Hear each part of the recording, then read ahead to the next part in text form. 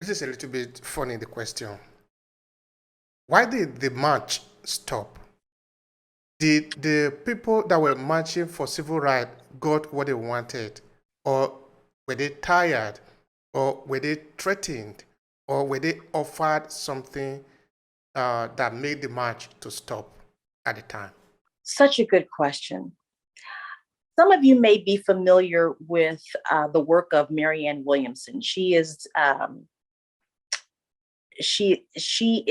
the author of several books, and actually Nelson Mandela quoted her with the quote of we're and I apologize, I'm not able to quote it exactly, but that our greatest fear is that we will be is to have the success that we are built to have. Not that we are fearful of not having it, but fearful of having it. But, and I apologize for not having the quote exactly. But one of the things that she mentioned in one of her books is that the U.S. had so much trauma with the assassination of Malcolm X, the assassination of both John F. Kennedy and Bobby Kennedy, the assassination of Martin Luther King. I think what happened is that it struck such a blow to the psyche of the civil rights movement that we stopped marching. But the other thing is, and again, we're in America, we're in the greatest country in the world, right? You get that whole disguise of, well, we're equal now. We have equal access. We're gonna put some programs in place, and we're going to put some welfare programs in place, and we're going to allow a few people gradually make it up the ladder. There's little successes that are happening here and there, and I think that we just became comfortable.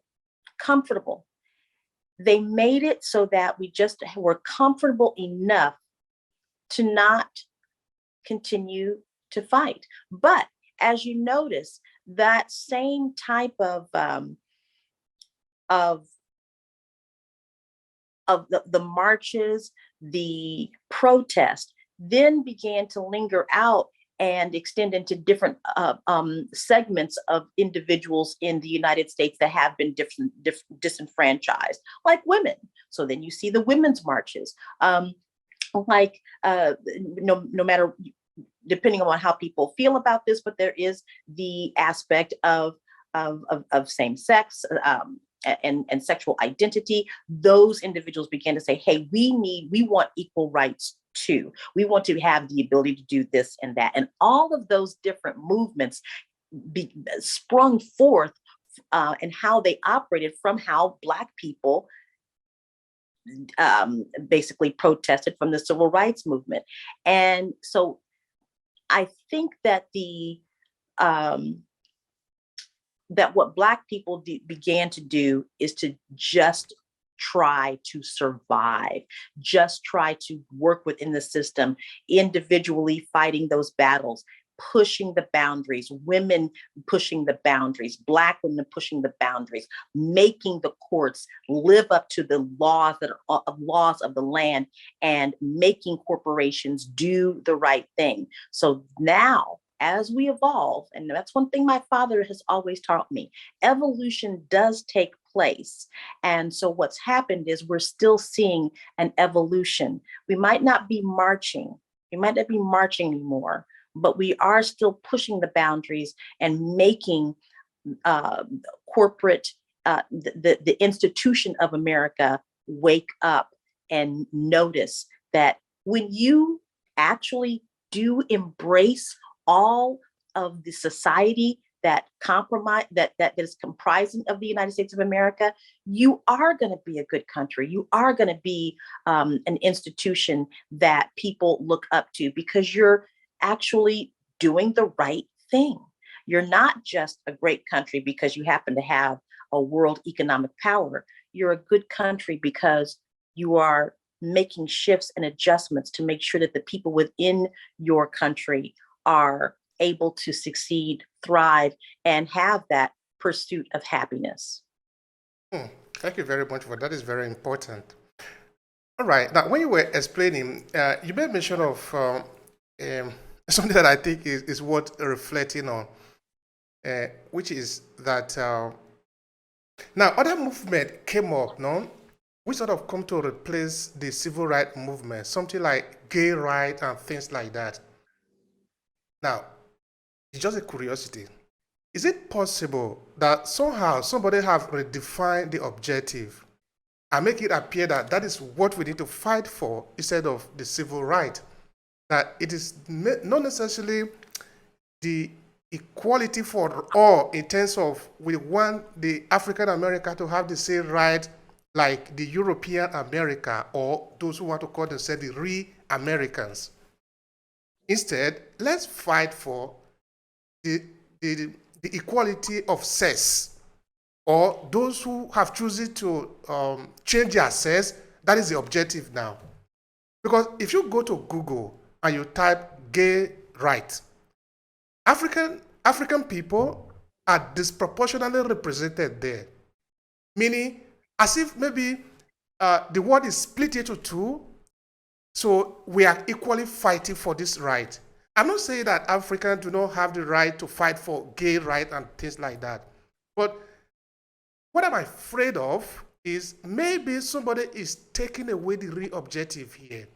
That what we were fighting for was actually the right to be like every other person in this world and exist in a society that is equal for all. Not necessarily who you need to go to bed with. Who you need to go to bed with and the sense of you want to have it's your right. I believe it is your right to do that. But let's not use that one to overshadow the fact that African American need to be treated with his dignity. So it was just my reflection. What do you want to say about that? Well, what I believe is that these different the people who are disenfranchised in some way in the United States of America have found that the model of the civil rights movement was so impactful that they followed that model for their own causes. Now, if you go, let's go back to also the women's movement, because the women's suffrage movement was really the one in the United States that launched a lot of those protests. Now, for various reasons, the women's movement was kind of pushed back. And a lot of that is accredited to Frederick Douglass, who was an African-American historical civil rights figure, talking to the women's suffrage movement and saying, tell you what, let this topic of, or this initiative or this movement of Black people securing their rights first. He actually had this conversation before the women's suffrage declares their equal rights. All right. And I think the reason why that distinction happened is simply because of the color of our skin. You can actually see that there is a difference. And so if there is a change in the lives of Black people, then that can affect the lives, the change of lives for all people. So when we see now this movement or this concern of people who are in same sex, or the whole right for sexual identity to have its stage, its place in equality, they're going from the civil rights playbook. But the whole reason why any of that is happening is because foundationally there is this need to suppress people. And I'm going to go back to what you were saying earlier about supremacy. There is a falsehood. I mean, God created us equally. We all have the same hearts, livers, lungs, legs, eyes, right? We are all physically a human being created by God. So any human being that says, well, I'm going to disenfranchise you, I'm going to take power and keep you from having what I have, is a false narrative. And it's one that is created out of fear, ego, and power. So what I believe is that what's happening is different issues of oppression and segregation and denial of rights. All the people that are involved or have had experiences in that are going to the what I call the playbook, as I've mentioned here, of the civil rights movement, because it was effective. It may not have created reconstructed a nation and its foundation of suppression and racism, but what it is it's making people aware that anytime that you decide to disenfranchise a group of people, it is going to hurt you rather than help you.